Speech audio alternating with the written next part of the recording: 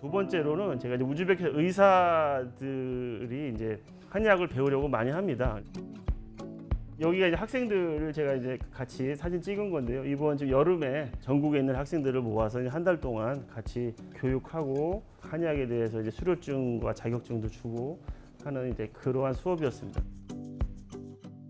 그래서 굉장히 저 스스로 뜻깊게 생각하고요. 왜냐하면 멀리에서 이제 누쿠스에서 온 학생들도 있는데 학생들 물어보니까 이제 나중에 다 끝나고 야 이제 너는 저기 갈 때 누쿠스 갈 때 어떻게 가냐 그랬더니 저는 버스 타고 갑니다 그러는 거예요. 그래서 버스가 있어 그랬더니 버스도 거의 한 1박 2일 간다고 뭐 그럴 정도로 그러니까 그렇게 멀리서 이렇게 와가지고 공부하겠다고 와서 한 달 동안 열정이. 한국에 와서 이제 어떻게 뭐 유학이라든지 이런 것도 굉장히 하고 싶어 하고요. 그리고 뭐 석사과정, 박사과정, 한국의 전통의학을 자기네들이 해서 다시 이제 우즈벡으로 가서 이제 거기서 이제 선생님이 된다든지 이제 교수가 된다든지 이런 것도 많이 꿈꾸고 있습니다. 특히 제자 중에 한 명이 아주 똑똑한 제자가 있어요. 여기서 이제 지크릴로라고 하는 이름인데요.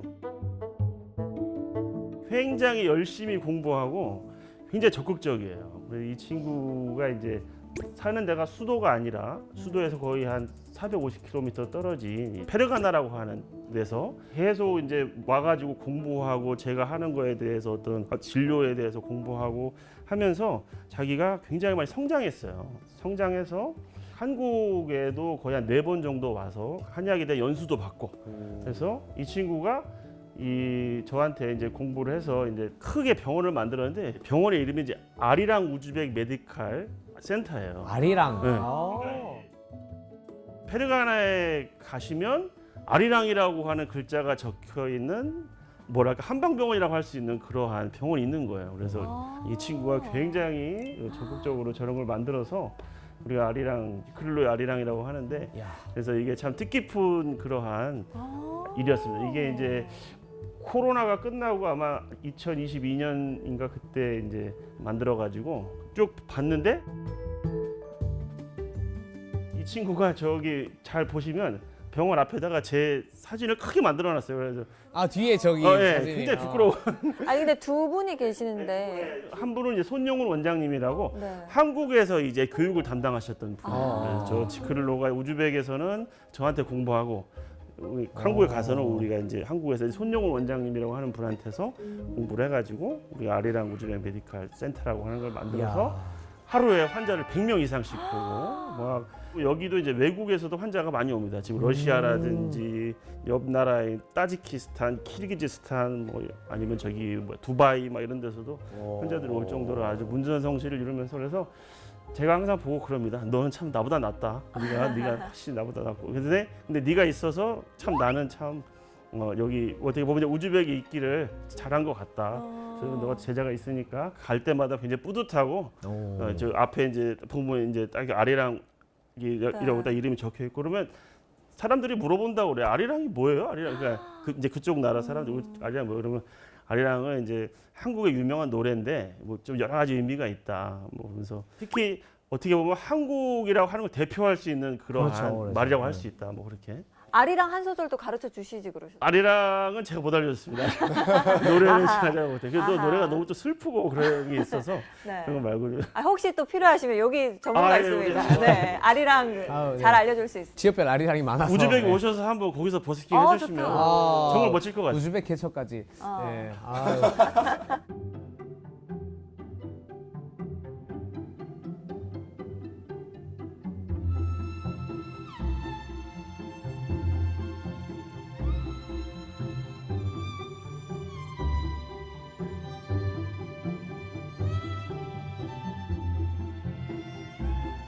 우리가 또 한국이라고 하면 또 한글, 한국어 이게 또 빠지면 안 되지 않습니까? 네. 우리나라의 이제 고유한 언어를 그래서 제가 이렇게 쭉 알아보니까 학생들이 대부분 다 이제 중국에서 나온 책들을 공부하더라고요. 그래서 그럴 필요가 뭐가 있느냐?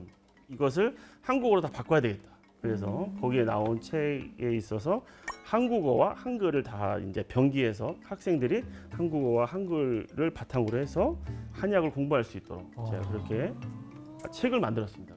한글로 해놓으면 훨씬 읽기가 또 수어를 하니까. 그 또 네. 그 한글로 되어 있기 때문에 학생들이 이게 뭐지? 하면서 이제 또 한국어도 더 많이 자연스럽게 공부하려고 또 하고 알게 예. 되고. 오. 한국어에 대해서 굉장히 관심도 많이 가지고 이렇게 그래서 쭉 이렇게 7개의 교과서를 만들었고 이번에 한 권이 또 나왔습니다. 그래서 지금 한 8개의 교과서를 오. 한국 한의학을 소개하는 책자를 만들어서 각 학교에다가 무료 배포해서 학생들이 잘 받아보고 읽어보고 할 수 있도록 이렇게 만들어 놓고 있습니다. 그래서 근데 이렇게 해도 학생들이 엄청나게 좋아하고요. 이 책 자체를 구하려고 뭐 인쇄하고 출판 뭐 이런 것들에 대해서도 그리고 제가 거기에 있으면서 그전에는 한국의 한의학을 뭐 이제 알리는 사람으로서 계속 한국의 한의학에 대해서만 관심을 많이 가지다가 우즈베키스탄 전통의학이라고 하는 거에 대해서도 관심을 가지게 되었습니다. 우즈베키스탄의 전통의학의 어떻게 뭐 시조라고 할 수 있는 아부알리 이븐 시나라고 하는 사람이 있습니다. 1980년에 이분이 태어나서 1037년까지 활동하시면서 의학에 대해서 굉장히 많은 아주 방대한 저술을 하셨어요. 근데 특징적인 거는 이분이 쓰신 방대한 저술이 유럽으로 넘어가서 유럽의 현대의학, 서양의학이 바탕이 됩니다. 그러니까 어떻게 보면 전통의학이라고 하는 게 그냥 그 시대에 머물러 있는 게 아니라 계속해서 이어지면서 전통의학과 현대의학이 서로 순환적으로 항보적으로 발전하는 그런 아주 중요한 역할을 했기 때문에 유럽에서는 아부알 이븐 시나를 굉장히 높은 사람으로 보고 성인으로 거의 추앙을 하고 현대의학의 아버지라고 할 정도로 근데 지금 이제 우즈베키스탄에서는 아부알 이븐 시나를 어떻게 보면 우즈베키스탄 전통의학의 아버지라고 하거든요. 그럼 뭐 전통의학과 현대의학은 따로따로 아니냐. 근데 저는 그렇게 얘기합니다. 전통의학과 현대의학이 따로가 아니다. 니네가 소중하게 여기는 지금 아부알 이븐 시나를 봐라. 그 사람이 12세기에 나온 그 책이 유럽으로 가서 현대의학을 발전시키지 않았느냐. 그래서 어떻게 보면 이제 전체적으로 보면 의학은 하나다. 전통의 현대가 나눌 거 없이 계속해서 발전해 오면서 인간이 어떤 하나의 새로운 의학을 만드는 것이 아니라 전통의학이라고 하는 그러한 탄탄한 바탕 위에서 다시 또 과학이 발전하면서 조금씩 발전해 나가는 것이지 서양의학 따로 있고 전통의학 따로 있고 이렇게 별개가 나눠지지 아니다. 네, 네. 별개가 아니다. 제가 이제 항상 이제 그 얘기를 합니다. 그래서 마침 또 우즈베키스탄에서 대통령께서 그분이 이제 2018년도에 앞으로 우즈베키스탄도 전통의학을 발전시켜야 한다라고 하는 법안을 발의하셔가지고 이게 이제 대통령께서 법안을 발의하니까 그 밑에 산하에 있는 저기 막 보건복지부, 교육부 이런 데에서 와 전통의학을 발전시켜야 한다는 대통령 명령이 내려왔어. 그러니까 막 학과를 만들고 병원을 만들고 교육을 시키고 막 그러한 붐이 일어난 거예요. 근데 그러한 붐이 일어나는데 어떻게 보면 한국에서 온 전문가는 저 하나잖아요.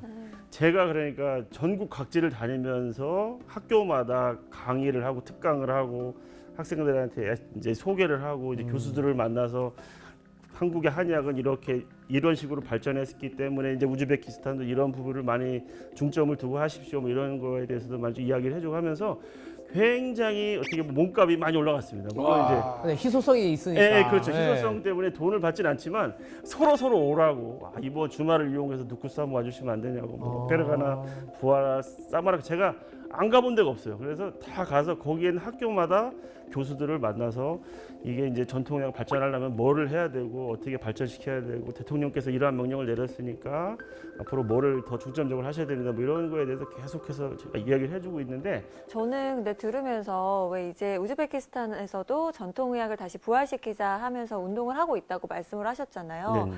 궁금한 게 그럼 우리 한의학과 우즈베키스탄의 전통의학과 비슷한 점 그리고 이거는 정말 다르다 하는 부분이 또 현지에서 일을 하셨으니까 잘 아실 것 같아요. 궁금해요. 예. 이게 이제 그 아부 알리브 시나 같은 경우에는 종교 자체가 이슬람이었고 그거에 대해서 이제 굉장히 무슬림적으로 생각을 했기 때문에 이슬람 의학의 바탕을 두고 있습니다. 그래서 특별하게 차이가 있다면 아부 알리브 시나는 침치료라든지 그런 거를 한 적이 없어요. 그래서 그 부분은 항상 한국이나 중국한테서 우즈베키스탄에 있는 의사들이 공부를 해야 되거든요. 그렇다 보니까 어떻게 보면 지금 이제 중국보다 한 발이 앞서 나가서 교육을 하고 있는 게 이걸 어차피 공부해야 되니까 네. 자기네들의 어떤 전통의학 바탕에는 침치료에 대한 내용이 없기 때문에 어차피 공부해야 되는 건데 한국에서 굉장히 과학적으로 그리고 그러한 부분들이 잘 돼 있기 때문에 한국을 제1 파트너로 생각하고 많이 이제 교육을 받고 있는 거죠. 아, 그렇군요.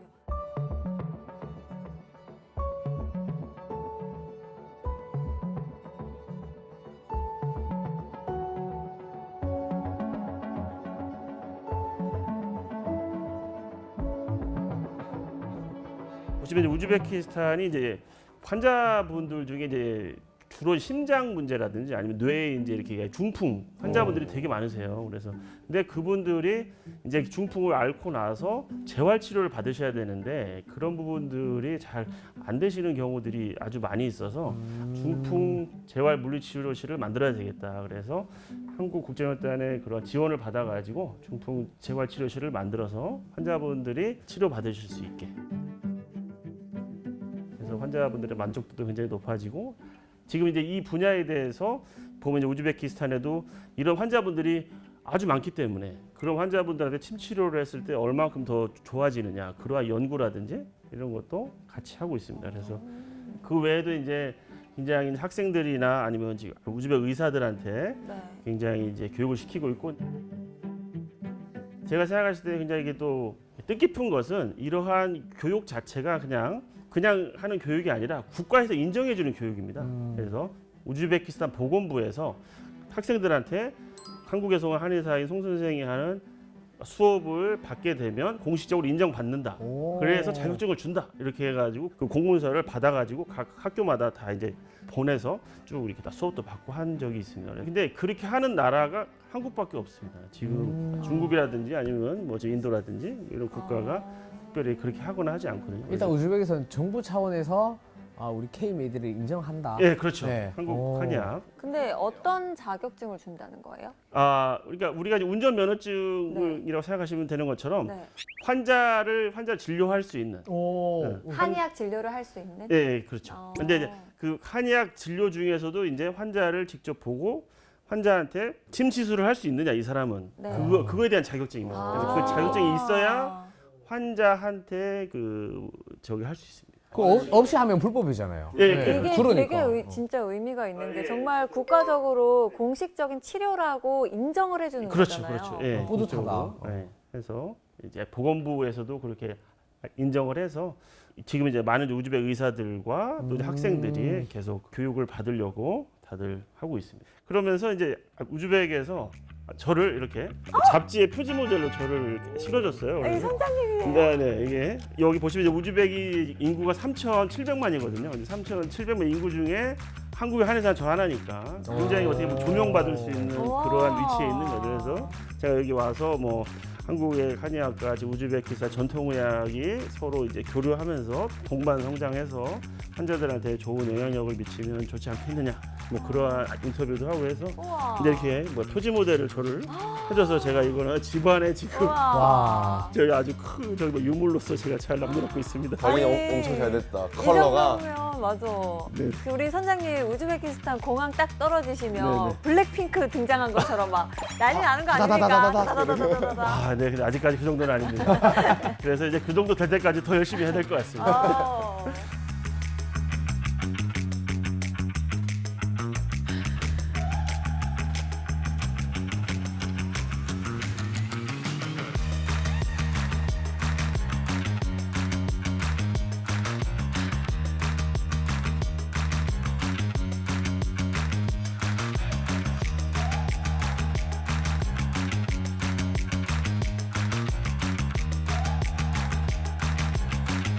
근데 저는 궁금한 게 사실 한의학 하면 침도 있고 네네. 뭐 뜸도 있고 네, 그렇죠. 예. 그리고 한약도 있지 그렇죠, 않습니까? 그렇죠. 예, 그럼요. 우리 우즈베키스탄에서 한약을 이렇게 알리는 활동하실 때 한약에 대한 것도 거부감이 예. 없으신지. 생태계가 좀 다르지 않을까요? 예, 그렇죠. 이제 아무래도 자연 환경도 차이가 네. 많이 사막성 기후고 거기에서 지금 이제 이렇게 자라나는 식물도 전혀 다르거든요. 그래서 우즈벡은 너무 덥기 때문에 어떻게 보면 이제 한국이 자랑할 수 있는 산삼, 인삼 이런 것들 있지 네. 않습니까? 그런 것들은 자랄 수가 없어요.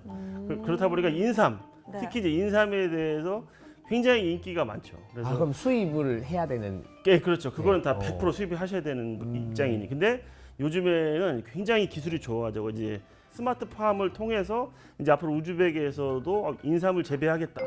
뭐 이러한 그러한 계획도 있습니다. 인공적으로 키우는. 네, 거기서 이제 왜냐하면 너무 수입만 하다 보니까 너무나도 이제 비싸고 비용이 너무 많이 들면 좀 이제 많은 환자들이 사용할 수 없게 되니까 그걸 이렇게 낮춰야 되니까 가격 자체를. 그래서 한국에 잠깐 갔다 온다 그러면 한국에서 인삼 좀 많이 사달라고 그렇게 얘기를 많이 해요. 그래서 네. 뭐 그런 것도 있고 또 이제 한약에 대해서도 여기에 지금 아부알 이븐 시나라고 하는 사람 자체가 그러한 약초 네. 식물에 대한 약에 대한 저술을 많이 했거든요. 그래서 이미 그거는 어떻게 보면 이제 국민들이 많이 사용을 하고 있었습니다. 물론 환자분들은 이제 이슬람이시기 때문에 네. 돼지고기가 혹시 들어간 거냐 아니면 뭐 그런 부분들이 때문에 그런 것만 잘 설명을 해드리면 네. 잘 복용하시고 그거에 대해서 효과도 많이 보고 그렇습니다. 그럼 거기는 젊은 사람들은 혹시 네. 반응이 어떤지 좀 궁금합니다. 예. 한국은 지금 뭐 출산율이 0.7 이렇게 되고 있지 않습니까? 근데 지금 우즈벡은 3이거든요. 와. 1년에 막 100만 명씩 막 애들이 증가하고 있네요. 네, 증가한다고 어. 할 정도로 굉장히 젊은 인구 비율이 굉장히 높고요. 지금 평균 연령이 한 70세 정도이기 때문에 한국보다 한 10년 정도 짧은 상태죠. 어떻게 보면 노동이나 이런 일들을 많이 하는 경우도 있고 해서 굉장히 이 한약에 대해서 호감을 많이 가지고 또 그분들도 많이 생각해요. 왜냐하면 약이라든지 이런 거를 먹다 보면 부작용이나 이런 것 때문에 굉장히 힘든 경우가 있는데 이제 그런 약 말고 다른 방법은 없느냐. 그럴 때 그 부분에 대해 침 치료라든지 이런 것들이 굉장히 도움이 된다. 그러면 그러한 치료 방법을 많이 선택을 하시고 그렇습니다. 사실 저는 오늘 쭉 선장님의 말씀을 들으면서 진짜 우리나라 한의학을 우즈베키스탄에 알리는데 정말 개척자다라는 그 단어가 우리 선장님에게 딱 어울리는 단어 아닐까라는 생각이 들었거든요. 그래서 선장님의 앞으로의 계획이나 목표가 더 궁금해집니다. 저는 제가 벌써 이제 12년인데 여러분은 12년 하면 어떤 영화가 생각나세요? 12년. 영화요? 네. 이 보면 영화 중에 노예 12년이 있죠.